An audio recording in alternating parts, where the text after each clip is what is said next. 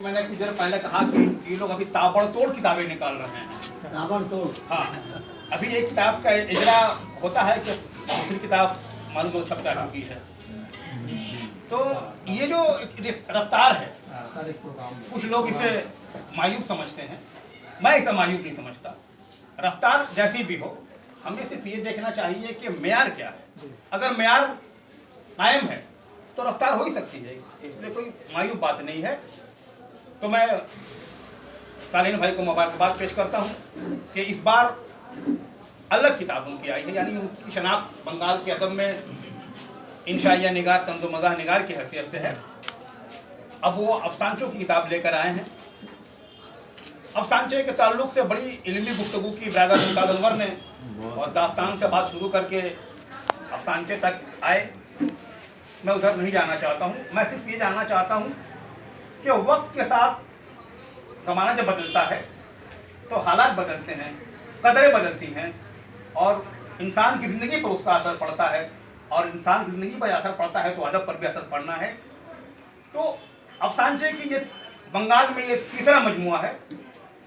अजीज़ी जावेद निहाल हशमी की किताब आई थी कैलेडोस्कोप के नाम से, फिर आसन सूल के अफसाना निगार सलीम सफराज के अफसानचों का मजमुआ वक्त खसारे के नाम से आया, और अब ऐसे मारफू साहब की किताब जाएं तो कहाँ जाएं के नाम से अफसानचों का मजमू आया। ये खुशाइन बात है कि अफसानचों के मजमुए आ रहे हैं। हालांकि उदबा का, ख़ासतौर से अफसाना निगार हजरात का एक बड़ा तबका जो है वो अभी भी अफसानचों से कबीला खातिर नजर आता है।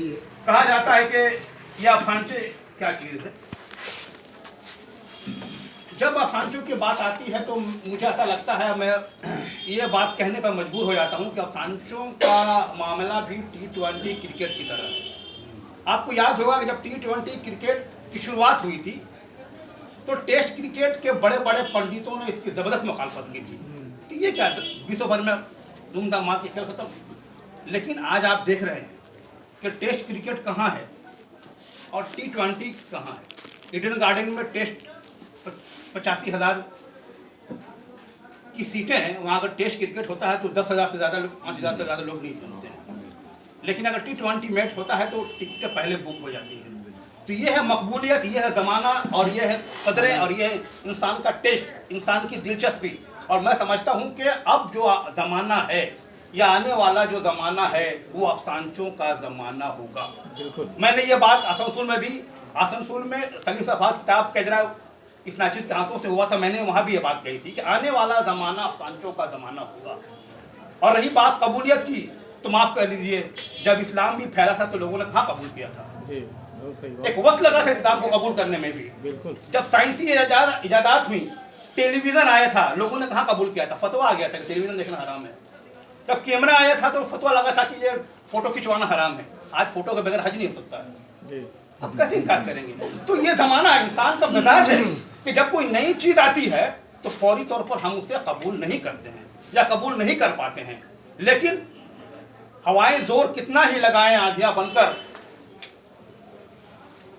जो बादल घिर के आता है वो छा ही जाता है वाला मामला है कि जिस चीज़ में आप रोक नहीं सकते हैं। अफसानचों का मामला ये है कि आदमी मसरूफ़ है, ज़माना मसरूफ़ है, हर आदमी मसरूफ़ है। अभी शमीम भाई साहब ने कहा कि मैं बहुत मसरूफ़ हूँ और ये नहीं पढ़ पाया। मसरूफ़ हर शख्स है, मसरूफियात की नवैत अलग अलग है। तो मैं समझता हूँ कि अफसानों में जो अफसानचे में, हाँ अब ये बात है कि अफसानचे में चुटकुलाबाजी हो रही है, लेकिन इसके लिए अफसानचे को बदनाम करना मेरे ख्याल से मुनासिब नहीं होगा, क्योंकि सबसे ज़्यादा सहल पसंदी उर्दू अदब में होती है, सहल पसंदी का मुजाहरा होता है वो है उर्दू गज़ल के साथ। हर कोई गज़ल लिख रहा है, गज़ल में कोई बात हो, एक शेर में कोई बात पैदा हुई हो, कोई ख्याल आया हो, नहीं आया, गज़ल लिखे जा रहे हैं शोरा। लेकिन क्या गज़ल बदनाम है? भाई शायर कमज़ोर हो सकता है, शायर मजबूत हो सकता है। मेरा ख्याल है कि यही मामला अफसानचे का भी है। अफसानचे अच्छे भी लिखे जा रहे हैं, बहुत म्यारी भी लिखे जा रहे हैं, चुटकुलाबाजी भी हो रही है। ये तो इस बात पर मुनसर है कि लिखने वाला कितनी तवज्जो से, कितनी दिलचस्पी से अफसानचे लिख रहा है। अफसानचों के लिए अफसानचा निगारों में नाम लिखवाने के लिए आप अफसानचे लिख रहे हैं तो चुटकुलाबाजी आप करेंगे, क्योंकि 10 जुमले में 15 जुमले में आपको कहानी खत्म करनी है, कुछ भी आप लिख लीजिए। तो मैं समझता हूँ कि सहल पसंदी के नमूने हर सिनफ अदब में है। क्या अफसाने तमाम के तमाम म्यारी लिखे जा रहे हैं? कमाल साहब मौजूद हैं, ड्रामा निगार हैं, क्या ये कह सकते हैं तमाम ड्रामे बहुत अच्छे लिखे जा रहे हैं? तो फिर अफसानचों में भी वही बात है, तमाम अफसानचे अच्छे नहीं लिखे जा रहे हैं। लेकिन हमें ये देखना है कि जो अच्छे लिखे जा रहे हैं, जो लोग तवज्जो से लिख रहे हैं, वो कैसा लिख रहे हैं। हम बाग में जब जाएंगे तो हमारे सामने फूल भी होंगे, कांटे भी होते हैं। हम इसी कांटे को चुनकर किसी बाग को बदनाम नहीं कर सकते। हमारे सामने कांटे भी हैं, फूल भी हैं। हमें देखना है कि फूल कितने खुशबूदार हैं, उसकी खुशबू हमारे कहाँ तक आ रही है। तो अफसानचे का भी मामला वही है कि अफसानचा, ये ज़रूर मैं ज़ाती तौर पर मैं जानता हूँ कि मैं शायर ज़रूर हूँ, लेकिन मैं बता दूँ कि मेरी अदबी ज़िंदगी का आगाज़ 1981 ईस्वी में अफसानचे से हुआ था। उस ज़माने में नाम अफसानचा नहीं हुआ करता था, मिनी कहानी हम लोग कहते थे। खासतौर से रूपी या कलकत्ते में फिल्म वीकली वगैरह में मिनी कहानियाँ बहुत शाये होती थी। ये 1981 की बात है। हाँ, ये ज़रूर है कि मोतबर शोरा या मोतबर उदबा जो है इस पर तवज्जो नहीं दे रहे थे, इसलिए इसको वो वकार वो मकाम हासिल नहीं हुआ। लेकिन ज़माना बदल गया है, अब तवज्जो दी जा रही है। इशरत बेताब जो कई अफसाने लिख चुके हैं, मजमू आ चुके हैं, वो भी अब अफसानचा लिख रहे हैं।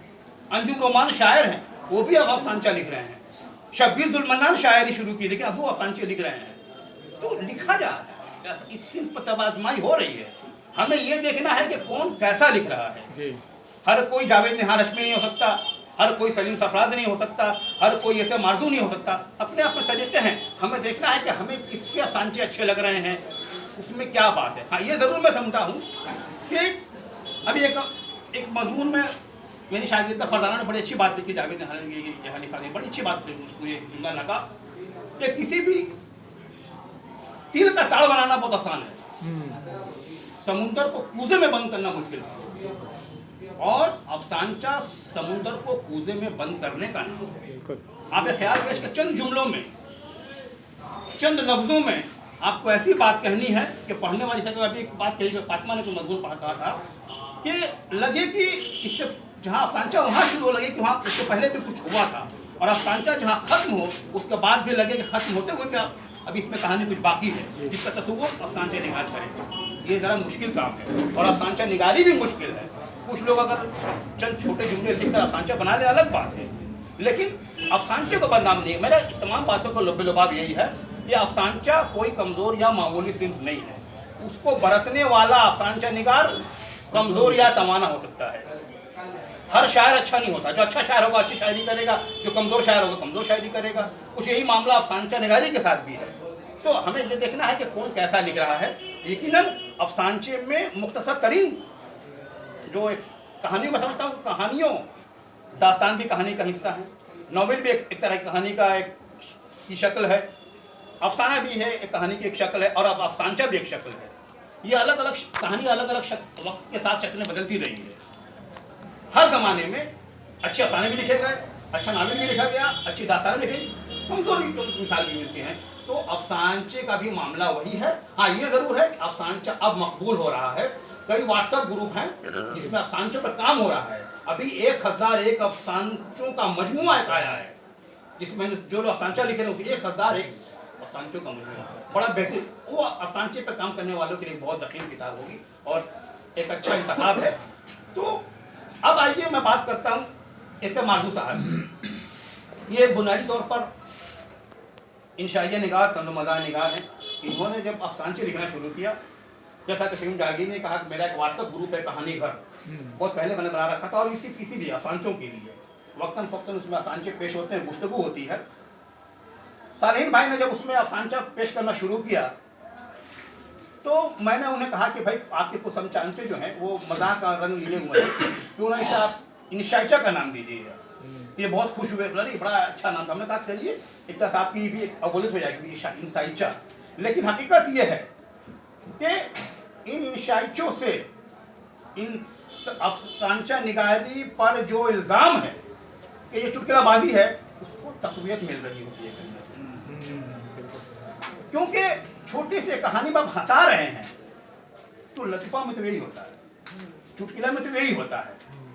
तो सालिहीन भाई ने जो कहानियाँ लिखी, हमारी साहब जो कहानियाँ लिखी हैं, उसमें कुछ कहानियाँ ऐसी, कुछ अफसानचे ऐसे हैं जिनमें इंशाइया निगार या तंजो मज़ा निगार ऐसे मारदू गालिब आ गया है। और ख़ास तौर से इसलिए गालिब आया है कि इन्होंने अपने तंजो मज़ाहिया मज़ामीन में मियाँ कल्लन का किरदार इन्होंने बनाया पैदा किया, और जो इनकी तंज़िया और मज़ाहिया मज़ामीन की चाहे रौनक बढ़ाता है वो किरदार मियाँ कल्लन। लेकिन जब वही कल्लन अफसानचों में आता है तो उसे आप इंसाइचा कह लीजिए, जो कह लीजिए, उसका एक रंग तो म्यार अलग कर देता है। शुरू में जब इनके अफसान जो मियाँ कल्लन वाला जो अफसानचा इन्होंने कहानी घर में डाला तो मैंने इनसे कहा था कि सालिन भाई अफसानचा जरूर लिखिए लेकिन इस कल्लन को हटा दीजिए, क्योंकि अब जॉनी वॉकर जब नाम आते ही तो कोई मज़ाहिया बात होगी, अगर जॉनी लीवर के नाम आएगा तो जहन में एक वही तासुब बनता है, कुछ मज़ाहिया बातें होंगी। तो ऐसा ही मामला मैं समझता हूँ कि मियाँ कल्लन का भी है। ये किरदार उन्होंने खुद फॉर्म किया है और तंज़ो-मज़ा के लिए फॉर्म किया है। वही किरदार जब अफसानचे में आ रहा है तो जाहिर है कि कारी का जहन एक मज़ाक की तरफ, लतीफ़े की तरफ, चुटकुले की तरफ चला जाता है। तो ऐसा भी कुछ मैं समझता हूँ कि अफसानचों में हो रहा है कि कल्लन जो है, कई कहानियाँ उनके ऐसे मैंने नोट की है, उनके कई कहानियाँ ऐसी मैंने नोट की है कि जो कहानियाँ इसलिए चुटकुलेबाजी के हद दाखिल हो गई हैं, जैसे कि इफ्तार पार्टी, मसाइल हल, लॉकडाउन के बाद, आज़ादी, मेरे पास प्याज है, ये वो सांचे हैं जिनमें कल्लन का किरदार आ गया है। और जाहिर है कि जो होता है ऐसा मामला है, अगर जॉनी लीवर अगर रोना भी शुरू कर रहे हैं, अब वो कुछ न कुछ इसमें कोई मज़ाहिया बात होगी। तो मैं समझता हूँ कि अगर ऐसे मारदू साहब आइंदा सांचे, मेरा एक दोस्ताना और मशवरा है कि इस कल्लन को यहाँ से सांचे से हटाएं और अपना वाकई। और अब आइए जहाँ पर ऐसे मारदू ने अपने ऊपर से तंज़ो-मज़ा का रंग हटाया है, वहाँ देखिए कितने शानदार अफसानचे उन्होंने दिए हैं। मुझे जो सबसे अच्छा अफसानचा लगा और मैं समझता हूँ कि एक सख्त इंतखाब, अच्छे अफसानचों का इंतखाब किया जाए तो आज पता चला एक ऐसा अफसानचा है। मैं खसूसी तौर पर गुजारिश करूँगा जिन तमाम लोगों के पास किताब पहुँची या पढ़ेंगे, ये आज पता चला ये अफसानचा ज़रूर पढ़ें। आज के माहौल का इतना अदबी खाका इन्होंने इस अफसाने में खींचा है।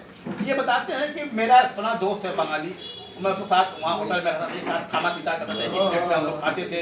वहाँ जब मैं उसके बाद में ऑफिस में आया तो फला के साथ उन्होंने एक और हिंदू बंगाली का नाम रखा है कि उसके साथ मैं बैठ कर टिफिन खाया करता था, आराम से रहता था। लेकिन आज पता चला कि वो लोग हिंदू हैं। ये आज मैं क्यों, आज हिंदुस्तान का माहौल ऐसा हो गया है कि दोस्त नहीं रह गया है, वहाँ पे हिंदू मुसलमान की दीवार खड़ी हो गई है। जो दोस्त कभी महसूस नहीं हुआ, जिसके साथ प्लेट में खाना खाया करता था मैं, जिसके साथ मैं टिफिन शेयर किया करता था आराम से, कभी महसूस नहीं हुआ कि मैं मुसलमान और हिंदू हूँ। लेकिन आज पता चला कि वो हिंदू था या वो मैं मुसलमान हूँ। आज में मरकजियत है। तो ये जो उन्होंने लिखा है, ये है अफसानचा, ये है अफसाना। एक बात, या फिर एक लफ्ज़ इन्होंने क्या है, दो साइन बोर्ड, एक अफसानचा उनका, दो साइन बोर्ड। बड़ी अच्छी बात उन्होंने कही कि एक दो इंसान, दो भाई हैं, एक जमीन के लिए जो है ना चंद फुट जमीन के लड़ रहे हैं, केस कचहरी में जा रहे हैं, मारामारी कर रहे हैं, और जब मरते हैं तो दोनों अगल बगल लेटे हुए हैं। तो ये जो एक ख्याल है, मैं समझता हूँ काफ़ी अच्छे अफसानचे इन्होंने उर्दू अदब को दिए हैं माधू साहब ने। या फिर एक कहानी है कि दोआ एक कहानी अफसानचा है जिसमें उन्होंने बताया है कि भाई एक साहब जो है नमाज पढ़ के लंबी दुआ मांग रहे हैं, अपने लिए दुआ मांग रहे हैं, बेटे के लिए मांग रहे हैं, बीवी के लिए मांग रहे हैं। तो उनकी बेगम ने कहा कि सब आप अल्लाह को छोड़ दिए, आप खुद कर लीजिए। तो एक बात बहुत की कि हम सिर्फ अल्लाह से उम्मीदें करते हैं, अल्लाह हमारा ये काम करते हैं, अल्लाह हमारा वो काम करते हैं, हम अमल नहीं करते हैं, सिर्फ दुआ पे भरोसा करके बैठे हुए हैं। ये भी हमारी जिंदगी का एक नक्शा है, क्या खूबसूरत नक्शा इन्होंने खींचा है। और उन्होंने किरदार की बीवी से बड़ी अच्छी बात करवाई है कि सारी जिम्मेदारी आपने अल्लाह पे डाल दिया। आपका काम अल्लाह बनाए, आपके बेटे को अल्लाह पढ़ाए, आपका घर भी अल्लाह बनाए, आपकी बेटे को नौकरी भी अल्लाह दिलवाए, तो बेटा क्या करेगा, आप क्या करेंगे। तो ये जो अंदाज है, ये हुआ अफसाने का अंदाज, ये हुआ अफसानचा के मुख्तसर तरीन जुमलों में, चंद जुमलों में ऐसी बात कर दी जाए। आज देखिए शायरी में सबसे ज़्यादा मकबूल गज़ल क्यों है, क्योंकि गज़ल के दो मिसरों में, एक अच्छे शेर में गज़ल के दो मिसरों में वो बात कह दी जाती है जिसकी तशरीह करने के लिए आपको 2 पेज लिखना पड़ सकता है। तो मैं समझता हूँ अफसानचे का भी मामला यही है, जैसा कहा गया कि अफसानचा वो होता है एक मेयारी अफसानचा कि शुरू होने से पहले लगे कि कुछ बात कहानी शुरू हो चुकी है और ख़त्म होने के बाद भी कारी उसको खुद अपने तौर पर यहाँ कहानी जहाँ कहाँ ख़त्म हो रही है, इसके बावजूद भी कहानी मुकम्मल होती है, अफसानचा मुकम्मल होता है। तो ये फनकारी अफसानचे को अफसानचा बनाती है। और मैं समझता हूँ कि ये फनकारी ऐसा मालदू साहब को आती है। और इन्होंने जो अफसाने लिखे हैं, कोई भी किताब ऐसी नहीं होती है, किसी शायर की किताब ऐसी नहीं होती है, किसी अफसाने की किताब ऐसी नहीं होती, तमाम के तमाम अफसाने हों, अच्छे हों, या अहमद कमाल हशमी का शेरी मजमू हो, या मुमताज़ नवर का शेरी मजमू हो, तमाम की तमाम गज़लें अच्छी हों, बिल्कुल सही, ये मुमकिन नहीं है। क्या मीर के तमाम अशार अच्छे हैं? क्या गालिब के तमाम अशार अच्छे हैं, यकसा मेयार के हैं? तो फिर ऐसे मालदू से हम ये क्यों तवक्को करेंगे या कैसे करेंगे कि उनके तमाम 107 अफसाने मेयारी अफसाने हों? ऐसी बात नहीं है। लेकिन मजमूई तौर पर उन्होंने मजबूत तौर पर अच्छे अफसाने दिए हैं, और मैं उम्मीद करता हूँ कि ये अगर और तवज्जो दें और आगे लिखें तो मुझे उम्मीद है कि इस अफसाने को तरवीज में इनका भी एक अहम नाम होगा। मैं उस दिन का इंतज़ार करता हूँ कि तीसरे मजमूओं के अलावा बंगाल में अफसानों का चौथा मजमुआ भी आवे, पांचवा मजमुआ भी आवे। 2 मजमुओं का तो मैं जानता हूँ, लेकिन अभी नाम नहीं नाम करूँगा।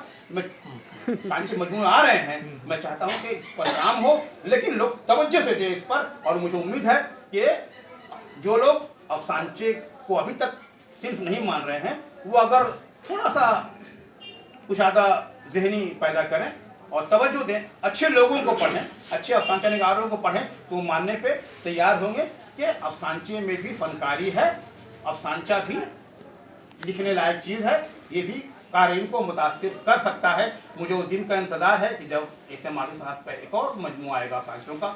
मैं दुआएं करता हूँ, उनके साथ नए ख्वाहिशात पेश करता हूँ, उन्हें मुबारकबाद पेश करता हूँ और अपनी बात खत्म करता हूँ।